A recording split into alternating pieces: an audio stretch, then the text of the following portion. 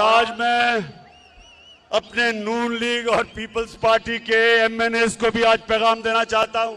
مجھے یہ بتائیں کہ آپ نے تو سارا وقت کہا تھا کہ نون لیگ والوں کہ زرداری کا پیٹ پھاڑ کے چوری کا پیسہ نکالنا تھا آپ نے.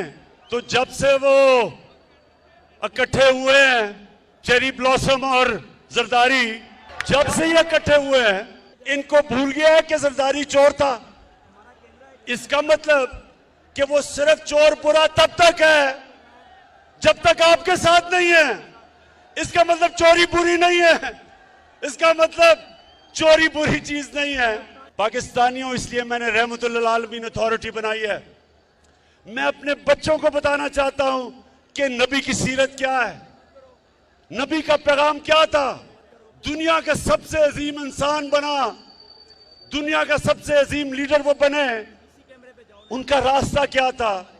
اس لیے ہم نے رحمت للعالمین اتھارٹی بنائی ہے کہ پاکستان کے بچے کو پتہ چل جائے، اچھے برے کی تمیز اس میں آ جائے، وہ حق کے اوپر کھڑا ہو، وہ بدی کے خلاف کھڑا ہو. وہ یہ نہ کہے کہ چوری صرف بری تب ہے جب میری اپوزیشن چوری کرتی ہے، وہ میرے ساتھ مل جائے تو چوری ٹھیک ہے. اور پیپلز پارٹی والے آپ بتاؤ، 20 سال آپ اپنے لوگوں کو بتایا کہ نواز شریف اور شہباز شریف سے بڑے ڈاکو کوئی نہیں، تو آپ اکٹھے ہو گئے ہو. اور بلاول، جو تم پالیٹکس کر رہے ہو نانا کے اوپر، یہ تو نانا کے قاتل ہیں جن کے ساتھ بیٹھ گئے ہو.